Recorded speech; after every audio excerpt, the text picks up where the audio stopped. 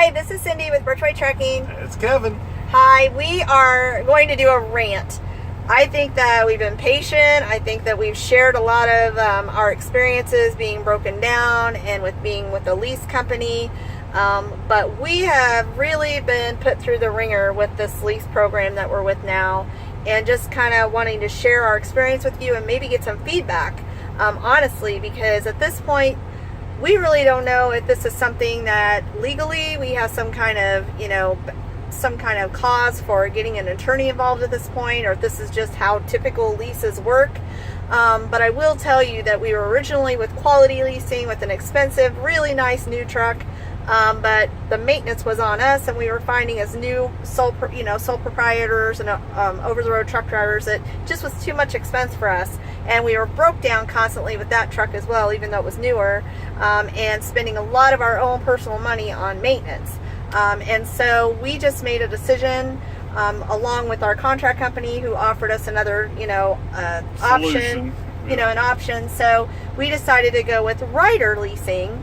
And we did this back in April. We turned our truck in on a Wednesday at Quality, and we were supposed to have a truck within a couple days. Didn't happen. So within about 4 or 5 days, they offered us a temporary truck until they could locate a truck that was the size we were kind of wanting. What were we wanting to get? Do you remember? Something with an 80-inch sleeper or bigger. Right, because we both travel together, and we didn't want a cot-sized bed for sure. So not being too picky, because we knew we were kind of taking a step down and downsizing, but we did want to make sure that we both could fit in the truck, at least. So anyway, that being said, they gave us a temporary one, no problem.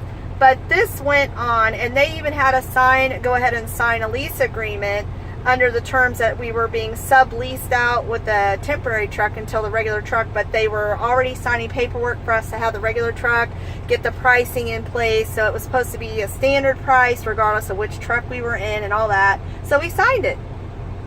We went from April 2nd literally out until like the end of July before they even located a truck the size that we asked for, which was supposed to be a couple days, maybe a week or so at the most. And we ended up going 3 months out, paying for the truck that we didn't have yet, by the way, while they were giving us a rental to drive. This rental did not have TV accommodations, a refrigerator, or anything like that. So we spent most of our time apart during this time, just so he could, make it in a smaller unit. Then on top of that, we get the unit. They say, oh, it's ready. Come here on Friday and pick it up in Houston. And we're in Kansas City, so we drop our lease off on a Wednesday. I take my personal vehicle to drive us all the way down there to pick up this truck at 8 a.m. Friday morning, and the truck hasn't even been delivered yet. It's 5 hours away in Seguin, Texas, and here we are sitting in Houston waiting for our truck. So anyway, we waited 12 hours before we literally pulled out of that lot with our new truck. We drove the truck for a few days, went to California, and the truck broke down. So we were literally in it 3.5 days, and it broke down. Hadn't even had it. Few days. We got the truck. Got assigned a load from Houston to San Antonio. Left Houston with the load. Headed towards San Antonio. Everything was doing all right. On the way back with a load to return that was going to go up to Pennsylvania, the derate light came on, started derating. Wasn't getting any, the doser injector wasn't working, obviously, and amongst other things.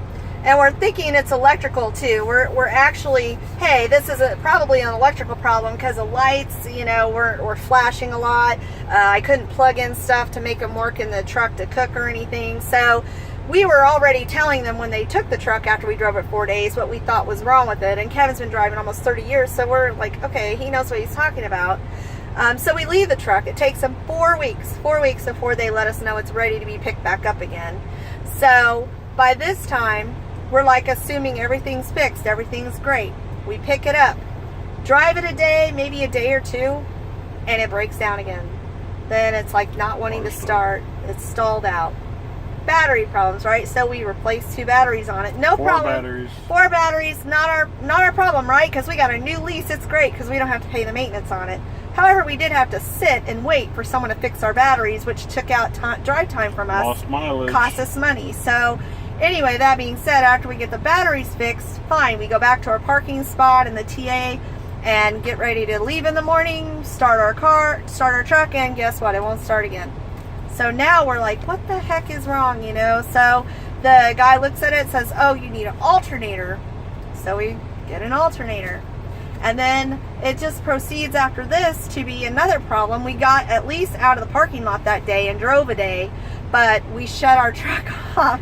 Got up to Cedar City, Utah. We were in Utah and shut our truck off, and that was it. It wouldn't start again. Nope. And it's not an alternator. It's not a battery. And poor Ryder, because of course they're paying for all this work, and I'm not even sure if it was them taking shortcuts on the maintenance. Poor Ryder. But I mean, I do. It's a lot of stuff that happened with this truck that really, if you would have taken a closer look and listened to the driver who says, I think it's an electrical problem, maybe they would have pulled the fuse box out or looked at the electrical wiring underneath the dash and known that they were all corroded from being down by the beach area and stuff. And so it all needs to be replaced, everything.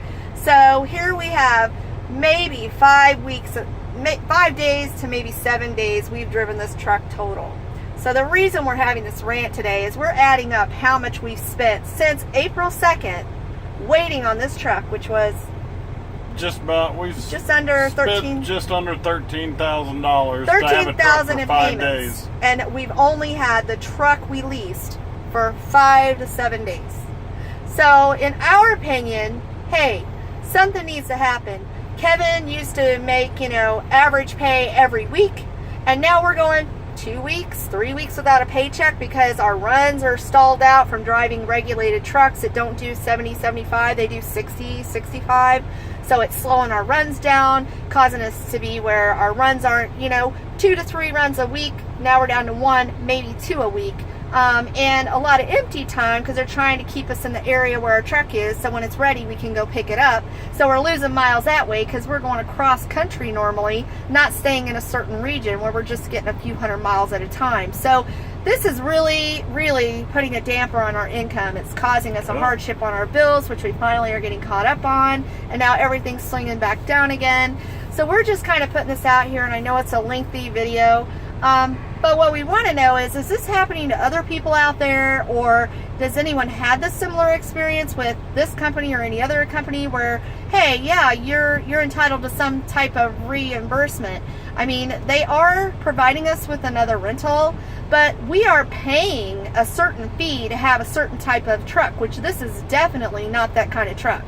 And yet, we're still paying the same amount whether we have this one or the one we got. And only having possession of that within less than a week's time out of the whole 4 months, 5 months we've been riding, I feel like there's some kind of compensation we should be getting, or at least, a courtesy they should be offering for all the trouble we're going through, to honor our part of the contract. So just wanted to put this out there and see if anyone else has been through this, or is just kind of like, hey, tough luck, just deal with it, or if anyone knows any options we might have at this point, because we're kind of just very frustrated and at this point just don't really know much about this yet, being new owner operators ourselves, to kind of how to go forward and how to proceed with getting what we need accomplished, with getting some kind of maybe a rebate on some of the payments we've made, something like that. So feedback.